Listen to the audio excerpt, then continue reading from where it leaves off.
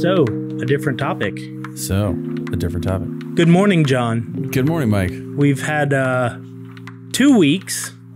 Yep. Last week was a little bit of a non-starter. Yeah. But that's okay. It happens. Yeah. Sorry about that. My move got in the way, but mostly settled now, so we're looking better. Hey, once we get regular on these things, we'll have seasons and we'll have scheduled breaks and things like that. But yeah, right now, we're just kind of new. Yeah, totally.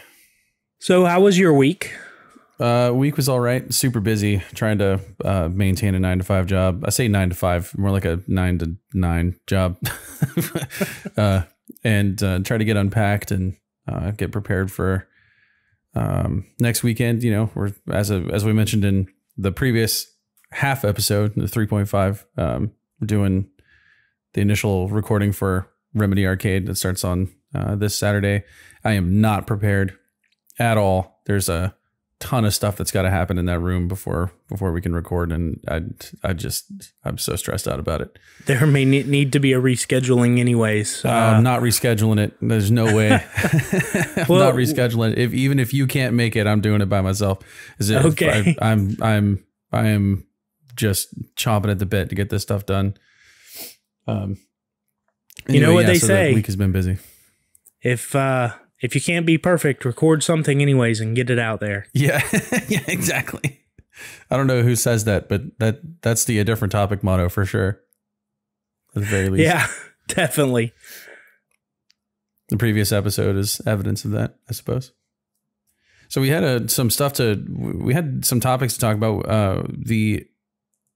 Some of these are revisits, and because we really should have done this last week, but since we didn't have a full episode last week, some of these are kind of old now, right? But do you want to hit the Mark Rober stuff, the glitter bomb? Yeah. So the topic, I think it was in episode 3. So technically the last episode of ours, yeah, we spoke about Mark Rober and his video on creating a glitter bomb for package thieves. And the topic really revolved not so much around the video itself, but around if it's really moral to take vengeance, to have retributive justice. Yeah, thank you. Yeah.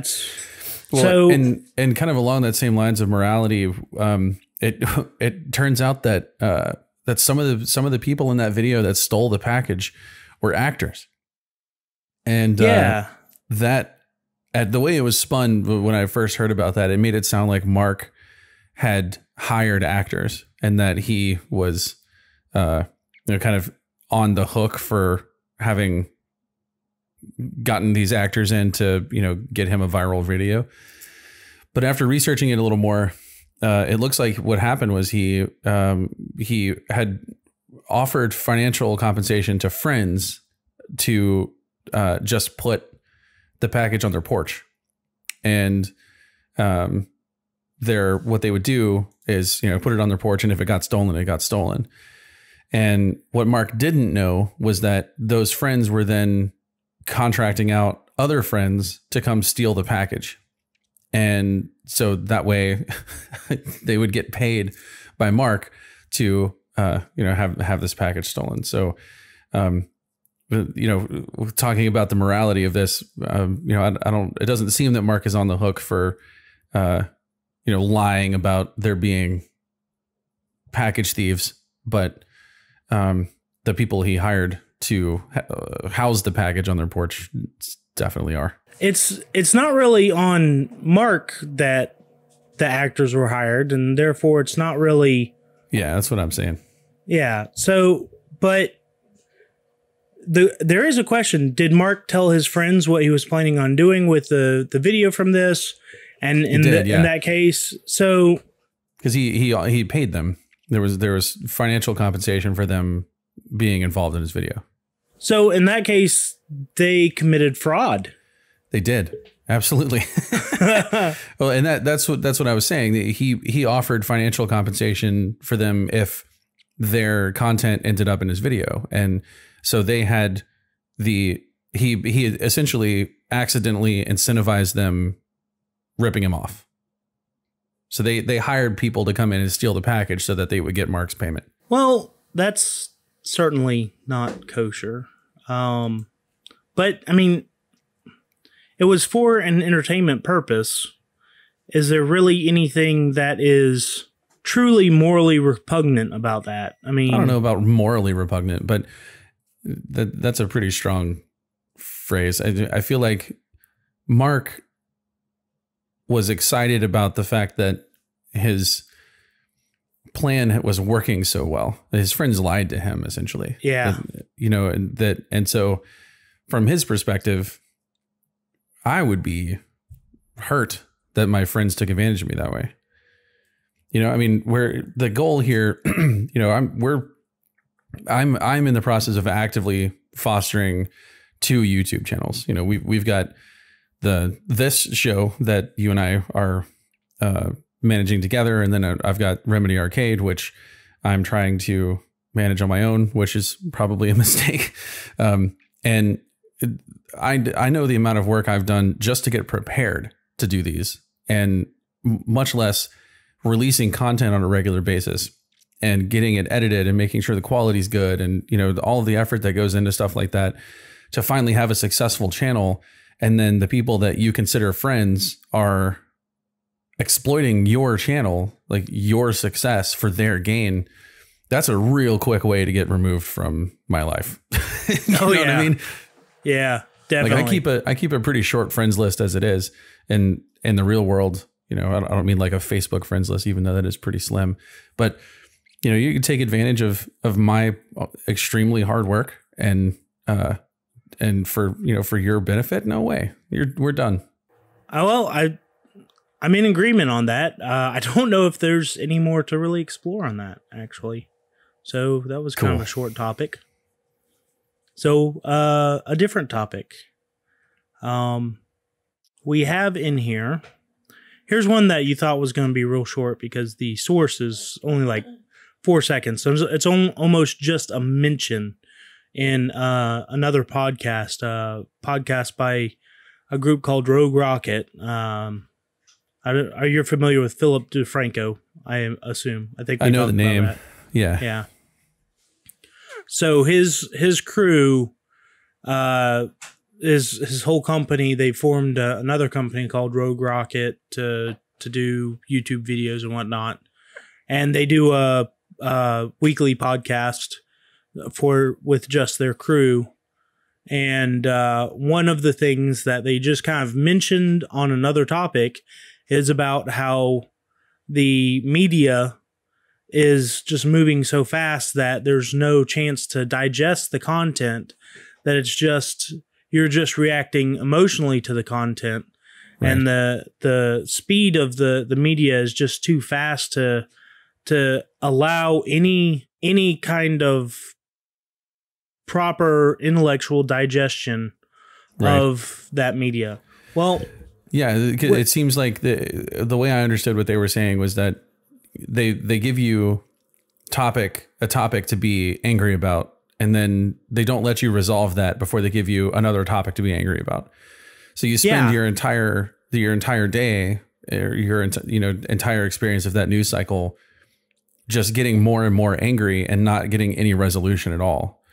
And like that's pretty bad for your brain. And I think that's by design, though. And it's not just because the news happens so quick. I mean, obviously, in the world as large as it is, but as small as it is, depending on your perspective, there's always something happening somewhere. And yeah, I get that, but you don't have to be fully invested in everything that's happening everywhere. And the stories that are put out on 24-hour cycle news channels are just constantly rapid fire.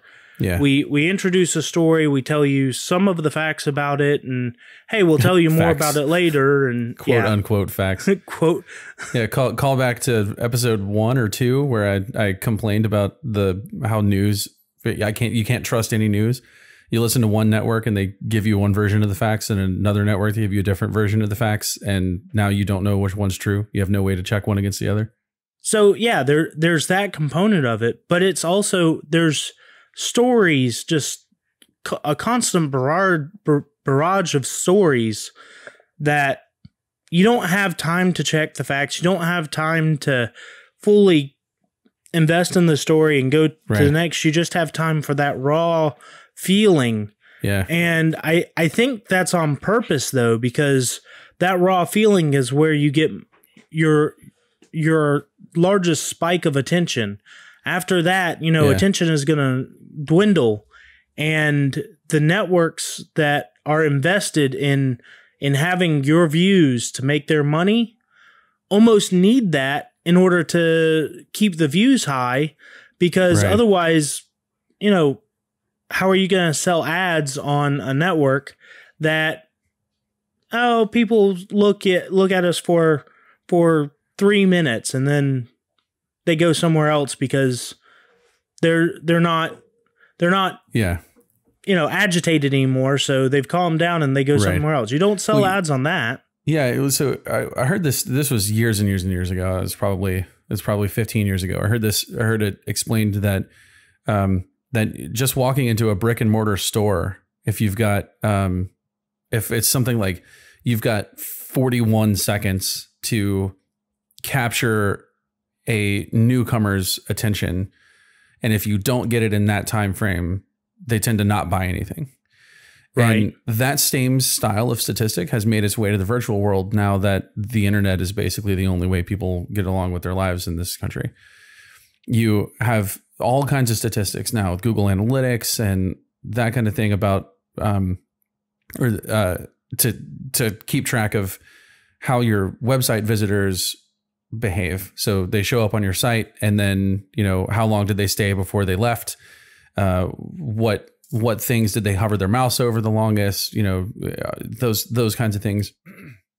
And that kind of statistic, while I feel like is good, has kind of created a feedback loop where people now are just the only thing that they're focused on is trying to get your attention in a certain amount of time and keep it for a certain amount of time, and then change the subject or give you some other stimulus to keep you there for the next topic. And that's why there's cliffhangers everywhere. Even when you're watching CNN, it's like, find out who was shot 15 times in the chest when we come back. Like, really? I don't need a cliffhanger for the news. Like, you're not a television show. I don't have to wait a week. Just give me the news. It's so Heck, even reality TV shows. Reality TV shows are the worst. They'll Absolutely. Give you a cliffhanger, come back, and give you like a second off of that cliffhanger, and give you the same cliffhanger again. Yeah. I saw that. Oh, geez, the other night. I forget what show it was. I don't even remember the show because I've purposely stopped trying to be invested in those kind of shows. I see something like that, and it's like, okay, I've got to either, if somebody else is watching it, I've got to go do something else, occupy my mind with something else, or if nobody else is watching, I'm changing the channel, because that kind of stuff, there's no reason to be involved if they're just trying to give you the same content over and over and over again. Yeah.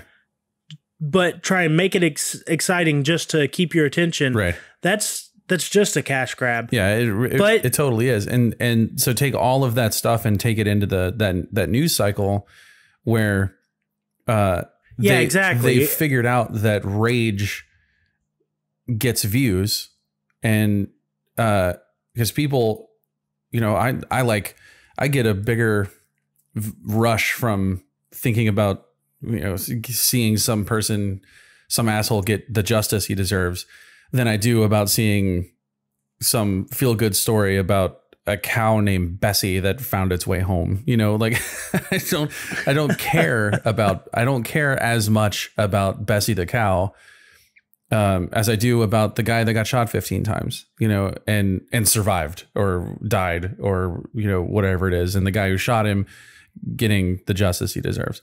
So I hear this, you know, you hear the story that they just build up your anger, and then maybe the story is still evolving. They don't have a resolution to give you. The story is still evolving.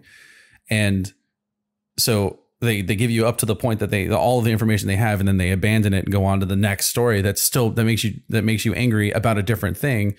You're 10 topics in, and now you're just angry about 10 things and powerless to do anything about them. You know, anyway, I'm going to talk forever. But hey, you're still watching. That's the thing. I'm not. But I have, like I mentioned this in the other episode. I'm on detox mode, and my detox from the 24-hour news cycle has lasted a couple of years now, and I still find myself getting angry about it. The day that I can talk about the 24-hour news cycle and not feel the blood pressure rise up behind my eyeballs is the day I might turn the news back on. And that's actually one place I wanted to go with that topic is how unhealthy is that to have that constant anger driven news cycle? How unhealthy is it for the viewers to constantly just get nothing but stuff that upsets them or angers them or causes a visceral emotional reaction or attempts to continuously cause that visceral reaction? Yeah. That's just plain unhealthy, and that's what they're making money off of is an unhealthy programming. Right. But how would anybody change that? I mean, well, I don't, in order for them to change, they would have to have another model that still produces income. Otherwise they can't do it. Yeah. I mean, totally. Yeah, totally. I completely agree with you. And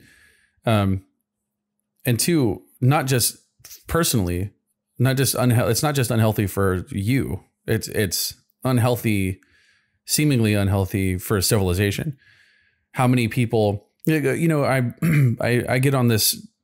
I think it's interesting that we have been being told a lot over the last couple of years about things that we're not allowed to say anymore.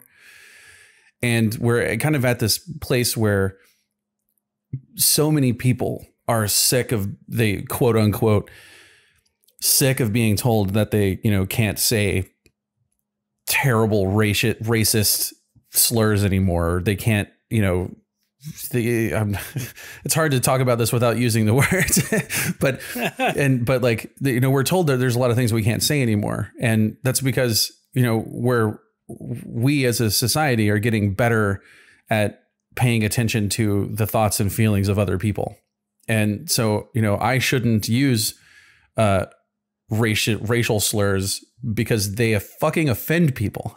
You know, like that is insensitive. It's an insensitive thing for me to do, even casually. You know, like if I were just casually talking to you in private with no recording things going on and I drop the N-word, I'm still being disrespectful. So it makes me an asshole.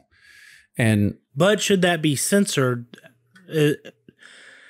I'm of a split mind on that, because I recognize that, yes, it's insensitive and it hurts people, and more than just hurts their feelings. Some people are so sensitive to it that it's almost a physical pain for them to be exposed to these words. But on the other hand, at what point can you say, well, this word is unacceptable to use, period, or well, it's kind of what medium? If a tree falls in a forest and there's no one there to hear it, does it make a sound? It sounds like that's kind of the argument you're making. Like if I say it in private and there's nobody there to be offended by it, is it really wrong? No. I'm not even talking about private speech. I'm talking about public speech, because in private, I mean, there's nothing to stop anybody from saying anything to another person privately other than that other person. I mean, thankfully. There's just nothing there to do it, and I don't want there to be anything there to do it. Not that I want to this isn't foster hate speech or we're not in 1984 yet. But even in 1984,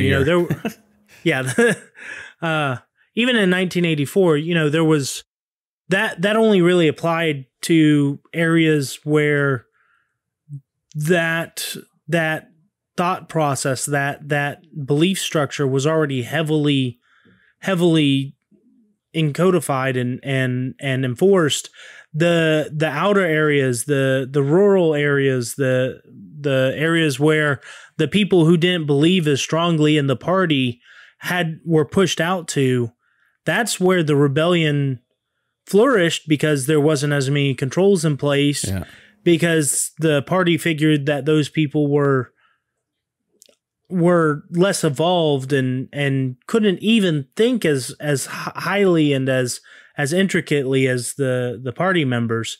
And then a few of the party members realized that that's not the case and fostered the rebellion some. Now, unfortunately, I haven't finished the book, so I don't. There's still the question in my mind whether that the high-ranking party member that was kind of fostering the rebellion in the end might have been doing that to find out more about the rebellion, or have some other Orwellian definitely finish motive. Yeah, I definitely want to finish the book. It just I was listening to the audio book, and the time period I had for the rental of it from the library when it came up. I need to reborrow it. Isn't that cool that libraries have started renting out audiobooks? Oh, I love Libby and Overdrive. Oh God, that's pretty cool. I love it. Now, granted, you kind of have to like reading or at least listening to books for it to be cool, but everybody should. That is the case of a library for sure. Yeah, you have to enjoy books for a library to matter to you. Now with audiobooks, though, I mean, it's easier than ever. Even if you have trouble sitting there and reading the written word, you can consume it through your ear holes. It's great. And so Audible should sponsor us now. But so I'm not saying that private conversation should ever be censored, and not because, I want to be able to spew hate speech or counterculture speech or anything like that. I don't believe that it should ever be censored.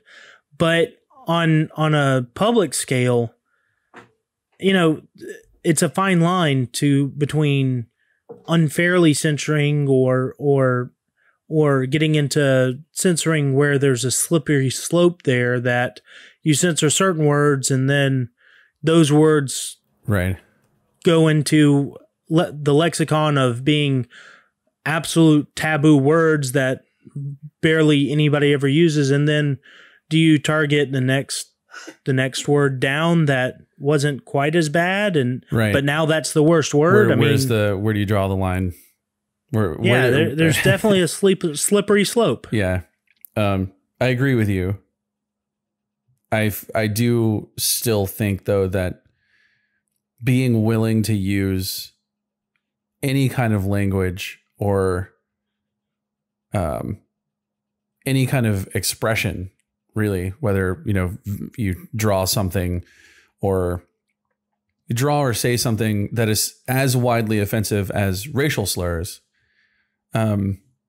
you're being disrespectful to that group of people. I censorship scares me because of the concept or because of the likelihood that we might get so censored that we're almost not allowed to speak. So we're on a different topic now. We're on the topic of censorship.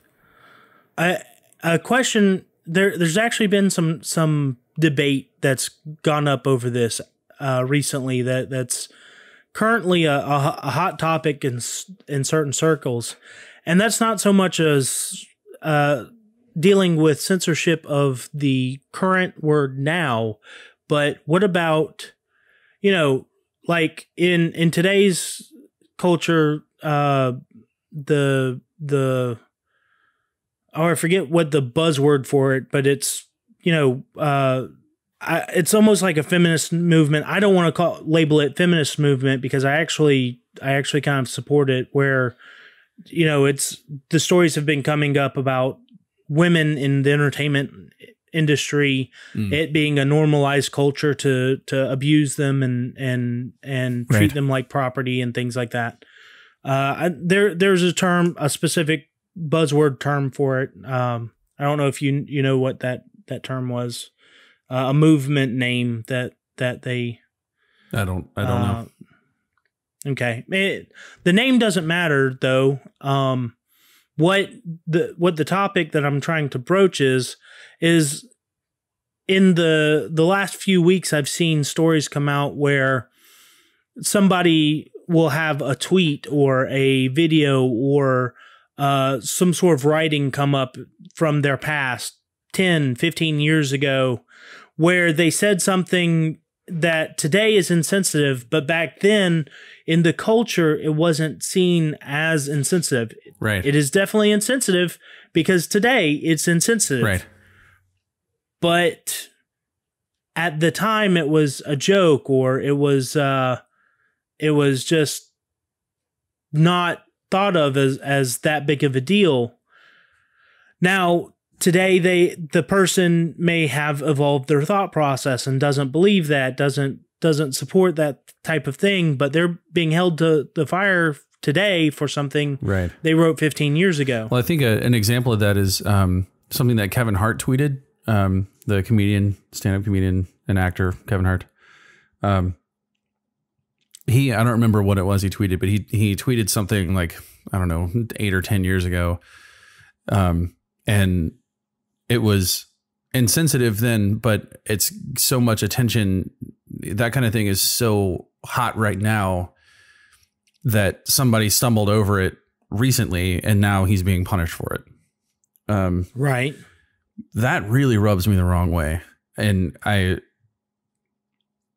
I don't know how to talk about it without possibly making people angry. It's not that I feel like people shouldn't be held responsible for their actions and the things they say. I definitely do feel that you should be held responsible for the things that you do and say. But it seems, I don't know. Is there a difference when the culture and the time period that it was said and done in?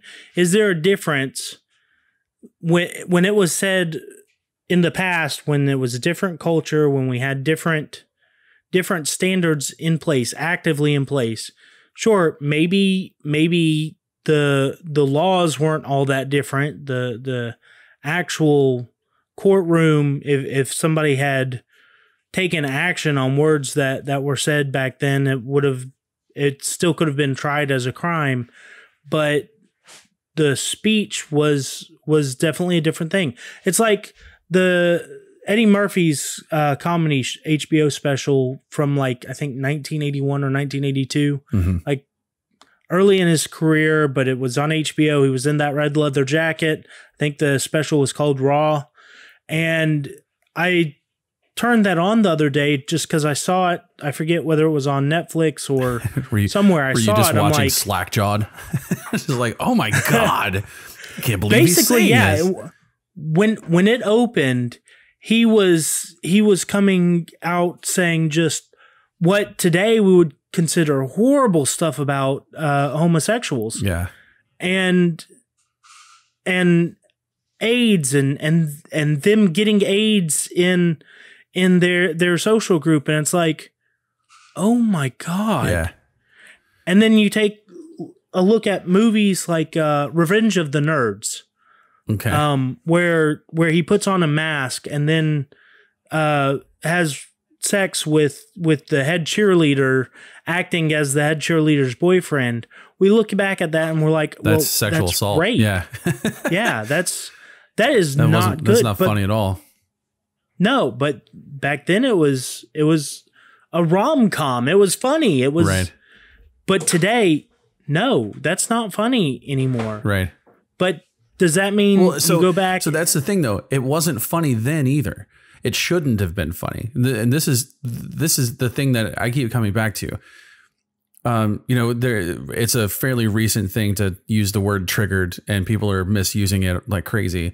But triggering things is like a triggering event is a real serious problem. That people who have PTSD can have triggers that cause all kinds of issues.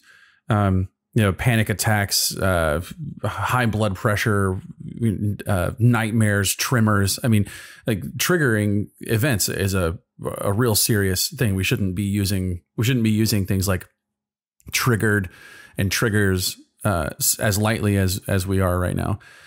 Back then, during that, exactly. Even back then, during that comedy special, there were women and men probably. Or men get raped too, who had strong, had real actual diagnosed PTSD, or maybe not actually diagnosed, because I think the technical term for PTSD didn't come around until later. But either way, they had issues where if somebody joked about sexual assault, they could have these panic attacks. So even then, it's not like women got more sensitive about the times they were raped between now and 10 years ago. That's ridiculous. Obviously they were you were assaulted. Like you have every right. That's not even the right context. It makes perfect sense that you would have this kind of reaction to something like that. And we were just cavalier to it then. Now we're being shown that, oh man, shit, I shouldn't be making rape jokes. You're absolutely right. I should have been more careful with what I was saying, and I just didn't realize it. Is that apology enough though? Is it something where somebody should, not to everyone? Is there a statute of limitations? I mean, yeah, I don't know. I'm not even going to touch that one. I don't know, man. It's a mess. Well, what can you say? So, a different topic. I think we've touched on this before. Actually, I know we've touched on this before because it's listed as a revisit in our logs here. GIF versus GIF revisit. Creator says it's GIF. Yeah. Who cares what the creator says? Well, I mean, I do. So, I've wanted to have it ready and I'm not ready. Steve Wilhite, is that his name? American computer scientist. Sounds right to me. That created the graphic interchange format or GIF. We said in a previous episode that we both prefer GIF because of the, well, not only that, but it's the acronym stands for graphics interchange format, not graphics. Right. So I mean, there's multiple reasons why I prefer GIF. But the guy who made it says it's GIF, and to me that seems like that we're the ones that are wrong. Well, but as much as words and language evolve, and as much as I'm resistant against words and language evolving, I understand that words and language do evolve. And but not when in this way. Created, well, no. Or I guess what you're saying, it evolved to GIF from GIF. If he intended it to be GIF from the beginning, that's all well and fine until enough people looked at it and their first impressions were not GIF. They called it GIF, and enough people pronounced it that way in casual conversation for GIF to be the accepted version in lexicon. Then he's he doesn't have control over that. I mean, he may want it to be GIF all he wants, but if enough people are saying, well, no, GIF doesn't make sense, it doesn't sound right, it doesn't feel right, I'm going to call it GIF, then it's either going to change to GIF or both pronunciations, as it is right now in dictionaries. Right. Both pronunciations are considered kosher. Yeah, and I mean, if you pull up, I just pulled it up, the Wikipedia entry for it. It shows both pronunciations as acceptable. Yeah, which I just thought it was interesting. I knew that the creator preferred GIF, and when we talked about it last time, but I wanted to look it up and make sure that I had it right, and so I wanted to revisit it this time so we could at least acknowledge the fact that the creator said that we're wrong. Yeah, and okay, so we acknowledge that the creator says that we're wrong. I, for one, don't acknowledge that the creator is necessarily correct, but that's fine, and I'm good with, you know, having both pronunciations be valid, but that doesn't mean that when somebody says GIF, I'm not going to look at them strangely, or maybe even, depending on how comfortable I am with that person, maybe even start a good-natured argument. Right. It's just not in me to... I'm glad that we agree in this case, and we don't, otherwise this could turn into a pretty heated argument for sure. Which, this is an odd thing for people to get into such a heated argument over, too. I mean... Yeah, I could see a fun, like just a fun, you know, have an argument for fun about it, you know, friendly argument. But some people get really amped about it. Like, you know, like way too excited about GIF versus GIF. Way too excited. Just take it to the extreme, right?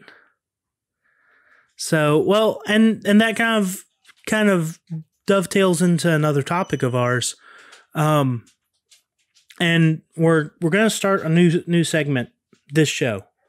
It's called Shower Thoughts. We kind of did a shower thought on the last show, and we discussed it, and we thought, hey, it might be a neat little segment. So I went out, and in this case, I found a shower thought. This one comes from Reddit. And the user, the user that wrote this was Ransom Dagger. Ransom Dagger. Ransom Dagger. What a cool name. Look, I don't look at the usernames when I pick the shower thoughts. Right. And if it's not from Reddit, if it's from my own shower, I'll say it. But in this case, Ransom Dagger wrote, "You're not supposed to win or lose arguments. You're supposed to reach a mutual understanding and agreement. Otherwise, you both lose." Which I thought was an interesting thought. But right. If you're on a topic that has... I completely disagree. Right. And so if you're discussing a topic that has a definitive right or wrong outcome, and not we'll both agree to disagree or whatever. Arguing opinions. In fact, most arguments I can think of are more than just opinions. I'm not sure that that's a good thought. I was saying that it's arguing an opinion. Never mind. I think you're wrong, John. I was illustrating what you said at the time, saying that an example of what you were talking about was arguing with someone about opinions. Oh, we can't argue that blue is a better color than green. That's subjective. Yeah, no, we can't argue that. I can tell you I prefer blue to green. You could tell me you prefer green to blue, but we can't. It doesn't make sense to get in an argument about that because that argument doesn't even make sense because obviously black is the best color. Oh, yeah. Okay, whatever you say, Mike. I think that pretty much is wraps up what we can talk about today. So yeah, this has been kind of a rocky show. For you guys listening, I've had lots of background noise, and there's all that you guys probably won't hear. Hopefully won't hear. Yeah, hopefully won't hear, because I'm gonna have to take 7 hours to edit this 1 hour episode. but yeah, it may end up being 15 minutes after editing. Yeah. Yeah. Well, listen, guys, thanks for listening. We'll catch you guys next week.